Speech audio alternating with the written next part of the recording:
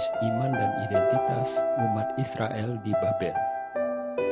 Kali ini kita akan mendalami krisis iman dan identitas para murid Yesus. Dalam Perjanjian Baru, krisis yang menyangkut iman dan identitas dialami oleh para rasul Yesus. Ketika Yesus ditangkap, disalibkan, dan mati di kayu salib. Mulanya, mereka begitu yakin tentang siapa Yesus dan menaruh harapan mereka kepadanya. Tetapi, kematian Yesus membuat keyakinan mereka terhadap Yesus hancur dan harapan mereka kepadanya musnah. Penampakan Yesus yang telah bangkit memberikan kepada mereka sebuah kejelasan tentang siapa sesungguhnya Yesus. Dan hal ini membuat mereka memahami identitas mereka. Pada zaman Yesus, orang Yahudi dijajah oleh Roma. Dan dalam situasi seperti ini, penantian akan kedatangan seorang keturunan Daud yang akan memimpin mereka mengalahkan penguasa Romawi dan mendirikan kerajaan Israel sangat kuat. Allah akan mengambil tindakan untuk menyelamatkan umat pilihannya. Ia akan mengirim seorang utusan yang akan memimpin orang Yahudi mengalahkan penguasa Romawi, lalu mendirikan kembali kerajaan Israel yang telah runtuh. Dengan kata lain, mereka menantikan datangnya seorang Mesias sebagai seorang panglima yang setelah mengalahkan pasukan Romawi akan memerintah sebagai raja. Keyakinan ini pun hidup di antara para pengikut Yesus. Mereka mengharapkan Yesus bertindak sebagai pemimpin militer.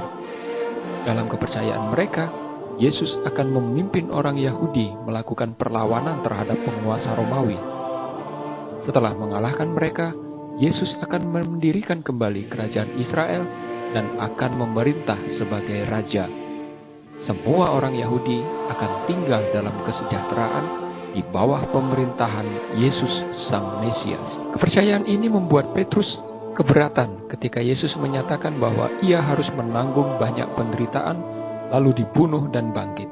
Tidak ada dalam pemahaman Petrus Mesias mengalami penderitaan sampai mati. Karena itu, Petrus menegur Yesus, "Tuhan, kiranya Allah menjauhkan hal itu.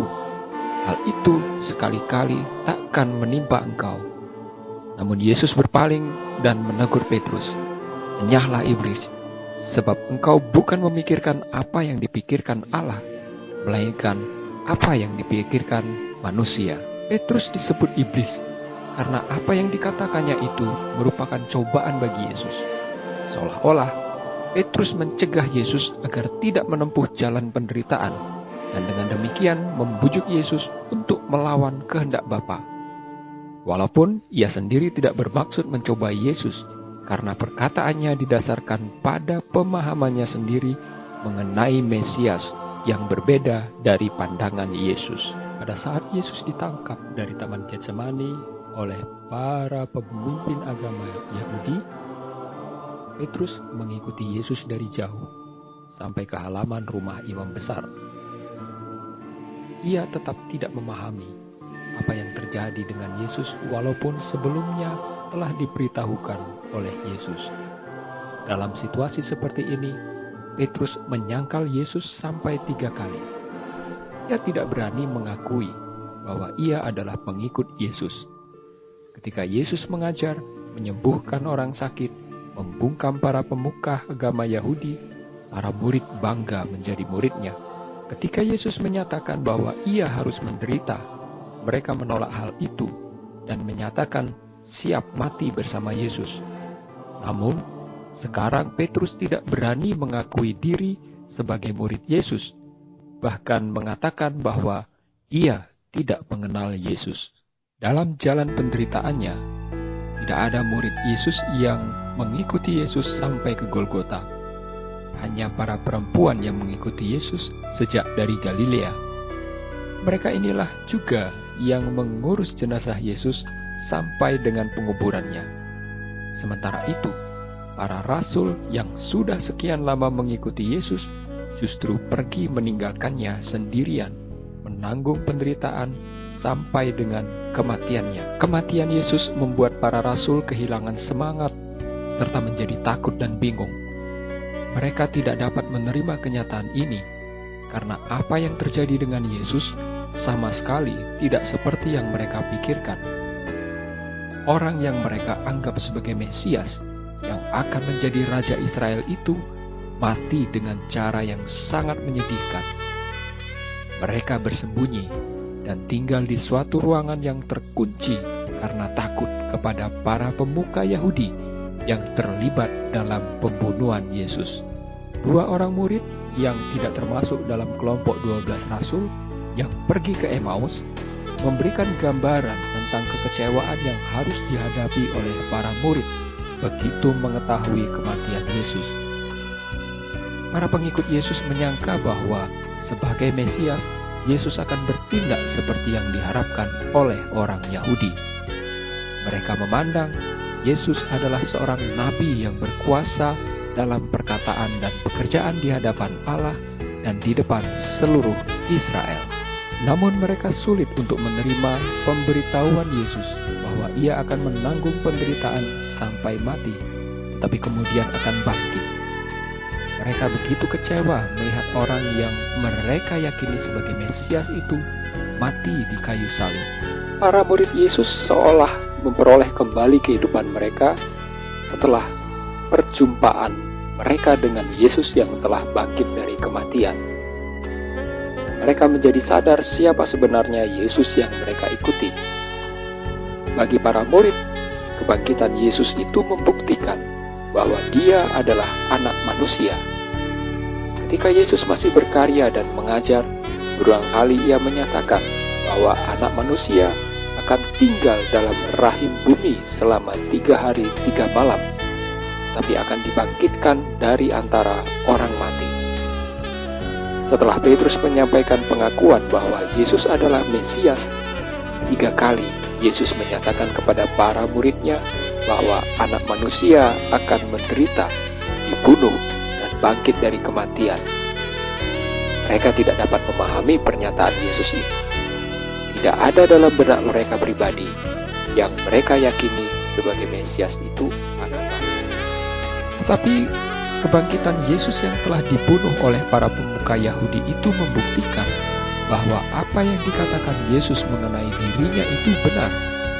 Yesus sungguh-sungguh telah mati, tapi Ia mengalahkan kematian dan bangkit dari antara orang mati.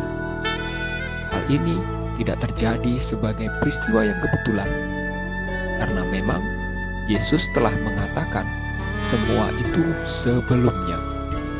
Anak Manusia akan menderita, dibunuh, dan bangkit dari antara orang mati. Apa yang terjadi dengan Yesus itu sesuai dengan apa yang telah dikatakannya. Karena itu, menjadi jelas bahwa Yesus bukanlah Mesias seperti yang mereka pikirkan, melainkan Anak Manusia seperti yang telah dinyatakannya sendiri. Menjadi jelas bagi para murid sekarang bahwa Yesus yang selama ini mereka ikuti adalah manusia yang mempunyai kuasa atas kerajaan surga. Sepanjang karya pelayanannya, Yesus seringkali menyebut diri sebagai Anak Manusia. Lalu, siapakah sebenarnya Anak Manusia itu? Pemahaman Anak Manusia muncul dalam penglihatan yang dialami oleh Daniel. Kita lihat dalam kitab Daniel 7 ayat 13 sampai 14. Dalam kitab Daniel, Anak Manusia adalah pribadi yang datang dari langit, dari surga, dan bukan seorang manusia yang datang dari dunia. Allah memberikan kepadanya kekuasaan, kemuliaan, dan kekuasaan sebagai raja. Kerajaan yang berada di bawah kuasa Anak Manusia itu tidak akan musnah. Jelas bahwa kerajaan ini bukanlah kerajaan duniawi, karena semua kerajaan duniawi pasti musnah. Dengan menyatakan diri sebagai Anak Manusia, Yesus menyatakan diri sebagai pribadi yang datang dari surga, yang memiliki kuasa atas kerajaan surga.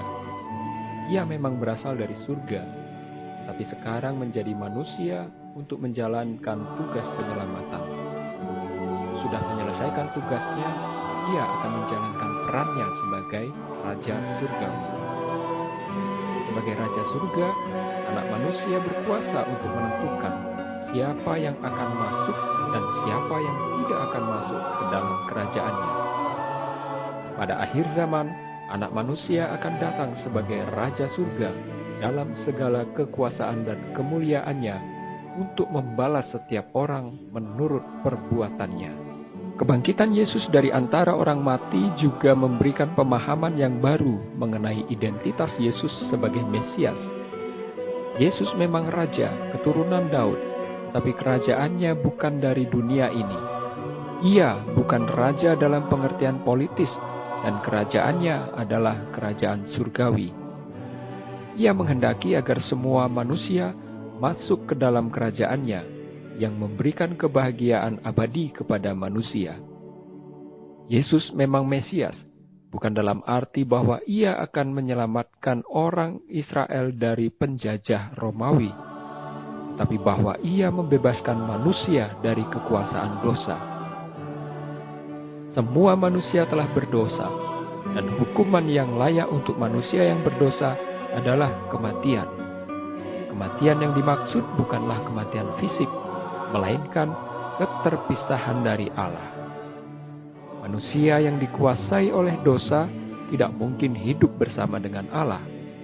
Yesus mati, terpisah dari Allah, untuk menanggung hukuman yang seharusnya ditanggung oleh manusia, supaya manusia layak tinggal bersama Allah dalam kerajaan surgawi. Kematian Yesus justru menjadi tanda kasih Allah. Kristus melakukan hal ini agar manusia memperoleh kebangkitan bersama-sama Dia dan hidup dalam kemuliaan surgawi. Dengan demikian, di dalam Kristus manusia menemukan jalan menuju keselamatan Allah. Janji keselamatan Allah yang disampaikan dalam kitab suci, yakni kebangkitan dari kematian, telah dipenuhi dalam diri Kristus. Berkat karya penyelamatan Kristus ini, manusia dapat diterima dalam kerajaan surgawi dan tinggal bersama Dia dalam kebahagiaan dan kemuliaan abadi.